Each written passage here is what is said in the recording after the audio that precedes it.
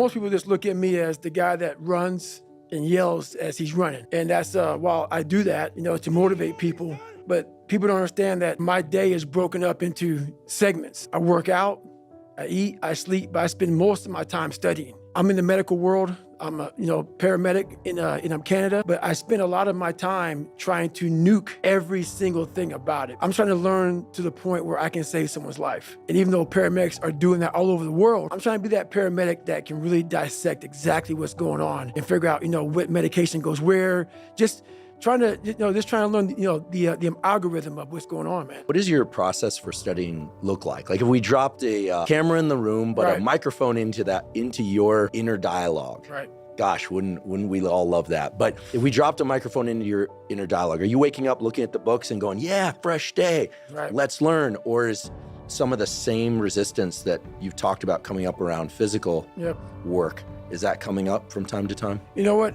I was nervous at first. I'm gonna keep I'm gonna keep it real. I'm gonna keep it real.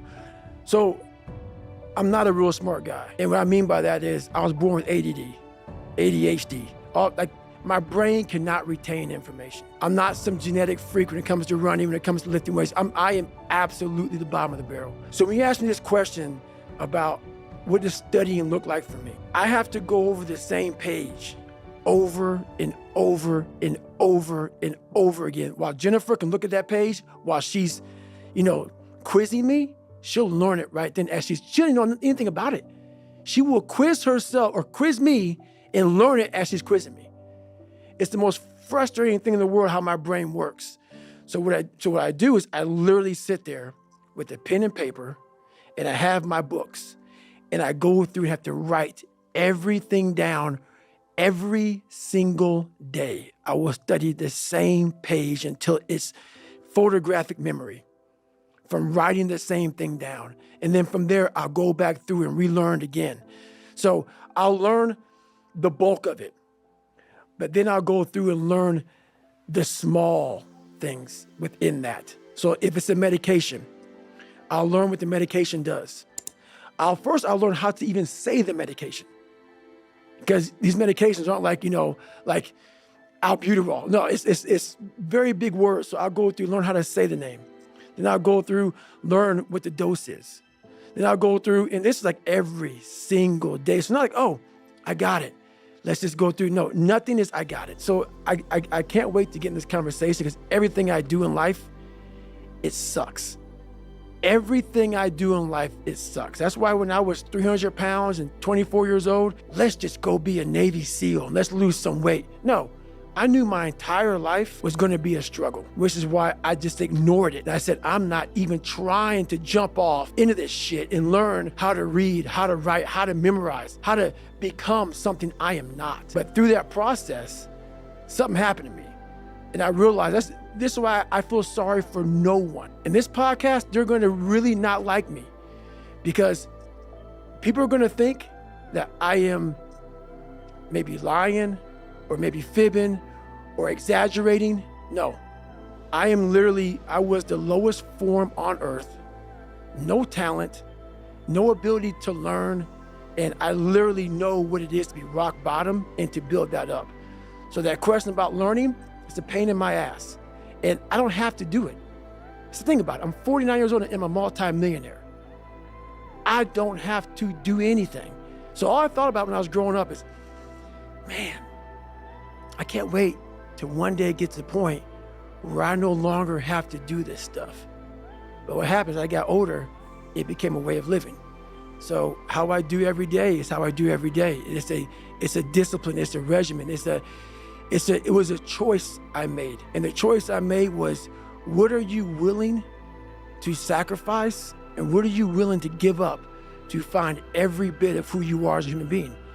And I was willing to give up everything to do that. So studying is no joke.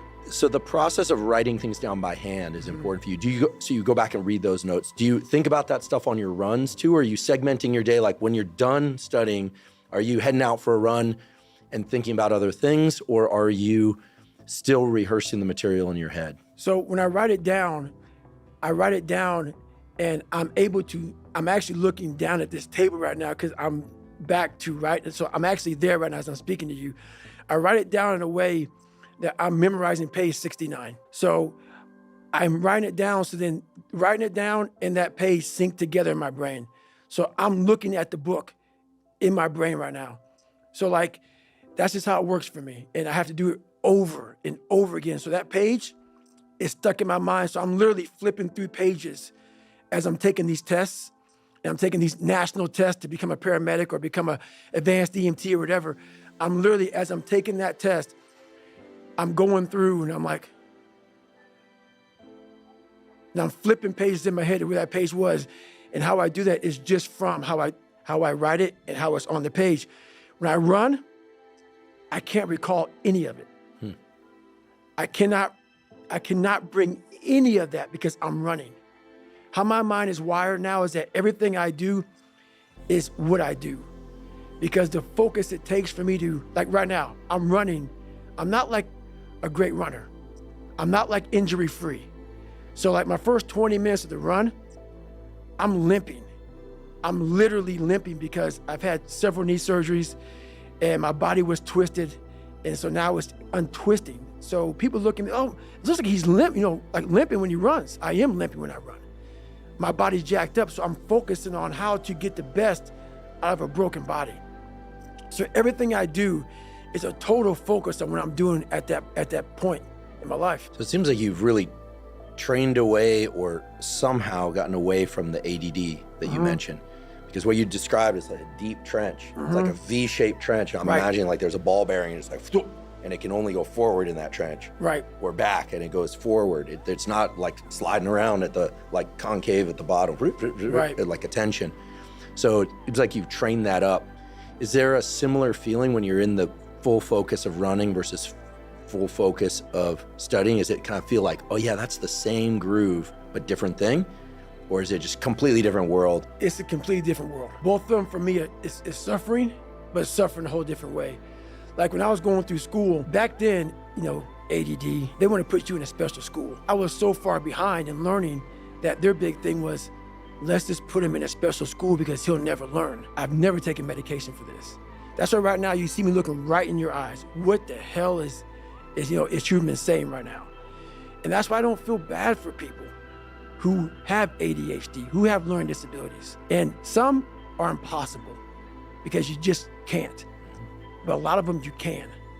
But people don't want to go through the process of focus, of teaching yourself how to truly focus. This is where my message gets lost. I may say, MF or F, I may be, because that's the passion that comes out of me, because it takes everything for me to learn a sentence. So when I speak about David Goggins, I can't speak about David Goggins in a way that's just calm and cool. Because when I wake up, I know the journey that it takes for me to find my greatness. And it's hard. Nothing is easy. Nothing just like, I wake up and I just do this or I do that. Or it just, I watch people every day go through life and it's so easy. For me to be where I'm at today, it takes every bit of me. So when I speak about it, and as I get going here, you'll start seeing me, the tempo will rise. The passion will come out because I'm back there. I'm doing what I do every day to become a human being. And so nothing is easy. Like running is running. It sucks, but you have a choice to make. Do you want to sit down and go back to that guy you once were? No. So this is what it takes. It takes that misunderstanding of people, and they'll never get it because they were never David Goggins.